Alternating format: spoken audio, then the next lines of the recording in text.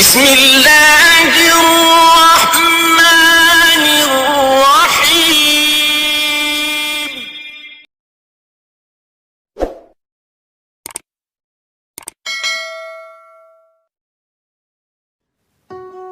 اما عائشہ صدیقہ رضی اللہ عنہ کی وفات بھی ام المومنین سیدہ خدیجہ رضی اللہ عنہ کی طرح رمضان المبارک میں ہی ہوئی۔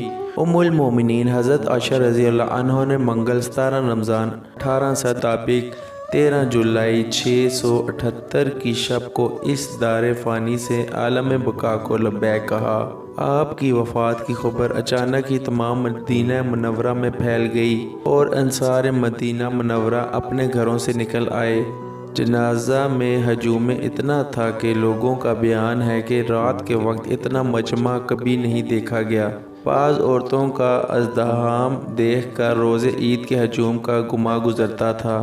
آپ کی مدت حیات شمسی سال کے اعتبار سے 64 سال اور قمری سال کے اعتبار سے 66 سال 11 ماہ تھی۔ نماز جنازہ حضرت ابو ہریرہ رضی اللہ عنہ نے پڑھائی اور آپ کی تجہیز و تکفین شب میں ہی عمل میں آئی۔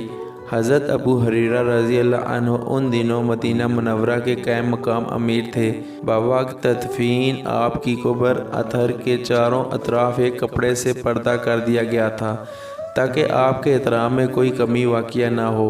آپ کو قبر اطہر میں آپ کے بھانجوں بھتیجوں یعنی جناب قاسم بن محمد بن ابی بکر، حضرت عبداللہ بن زبیر رضی اللہ عنہ، عروہ بن زبیر، عبداللہ بن محمد بن عبد الرحمن بن ابی بکر اور عبداللہ بن عبد الرحمن بن ابی بکر نے قبر اطہر میں اتارا۔ شب بدھ میں تہجد کے وقت تدفین عمل میں آئی۔ انہوں نے وصیت کی کہ انہیں امہات المومنین اور رسول اللہ کے اہل بیت کے پہلو میں جنت البقیع میں دفن کیا جائے، سو ایسا ہی کیا گیا اور آج بھی جنت البقیع میں دیگر ازواج المطہرات کے ساتھ ہی آپ کی مبارک جنت البقیع کے مرکزی گیٹ سے چند قدموں کے فاصلے پر سامنے ہی موجود ہے۔ کم و بیش 9 ازواج مطہرات کے قبور برابر بنی ہیں اور ہر قبر مبارک کے سرانے پتھر نصب ہیں، جس میں اس بات کا تعین کرنا ممکن نہیں کہ کون سی قبر اما عائشہ صدیقہ رضی اللہ عنہ کی ہے، پر یہ بات یقینی ہے آپ اسی چھوٹے سے قطع ارضی میں محواس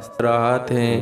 آپ رسول اللہ صلی اللہ علیہ وسلم کے وصال کے بعد 47 سال بقید حیات رہیں۔ سن 58 مطابق 678 میں جب آپ کی عمر مبارک 67 سال کے قریب تھی کہ ماہ رمضان میں علیل ہو گئیں اور چند روز تک علیل رہیں۔ ماہ رمضان کی 17 تاریخ منگل کی رات ام المومنین عائشہ رضی اللہ عنہ نے وفات پائی۔ آپ رضی اللہ عنہ 18 سال کی عمر میں بیوہ ہوئی تھی اور وفات کے وقت آپ کی عمر 66 اور 67 سال کے درمیان تھی۔ کوئی حال پوچھتا تو فرماتی اچھی ہوں۔ جب آپ کی وفات کا وقت قریب آیا تو فرمانے لگیں کاش میں پیدا ہی نہ ہوتی، کاش میں ایک درخت ہوتی کہ اللہ کی پاکی میں رطب اللسان یعنی نرم زبان، مطلب صرف اللہ کی حمد و ثنا کرتی رہتی اور پوری طرح سے اپنی ذمہ داری سے سبکدوش ہو جاتی۔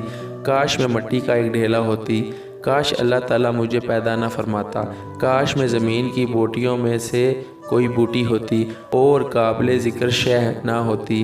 عیسیٰ بن دینار کہتے ہیں کہ میں نے ابو جعفر سے پوچھا کہ ان تمناؤں سے کیا مراد تھا۔ کہنے لگے ام المومنین ان تمناؤں سے دعا میں توبہ کا وسیلہ اختیار فرما رہی تھیں۔ یہ تمام تمنائیں آپ اسی میں فرما رہی تھیں، حالانکہ آپ ازل سے ام المومنین کے خطاب سے سرفراز ہوئی ہیں۔ آپ کس قدر فضیلت کی حامل زوجہ رسول صلی اللہ علیہ وسلم تھی کہ آپ کی قدر و منزلت میں سورۃ النور کی آیات 11 سے 20 تک نازل ہوئیں۔ اس کے علاوہ تابعی قاسم بن محمد بن ابی بکر جو عائشہ رضی اللہ تعالیٰ عنہ کے بھتیجے ہیں بیان کرتے ہیں کہ عائشہ رضی اللہ تعالیٰ عنہ نے فرمایا مجھے ازواج المطہرات پر کچھ وجوہات سے فضیلت حاصل ہے۔ پوچھا گیا ام المومنین وہ وجوہات کیا ہیں؟ آپ نے فرمایا نبی صلی اللہ علیہ وسلم نے میرے سوا کسی کنواری عورت سے نکاح نہیں کیا۔ نمبر 2 میرے سوا کسی ایسی خاتون سے نکاح نہیں کیا جس کے والدین مہاجر ہوں۔ نمبر 3 اللہ تعالیٰ نے آسمان سے میری برات نازل فرمائی۔ نمبر 4 نبی صلی اللہ علیہ وسلم کے پاس جبرائیل امین علیہ السلام ایک ریشمی کپڑے میں میری تصویر لائے اور فرمایا ان سے نکاح کر لیجئے، یہ آپ کی اہلیہ ہیں۔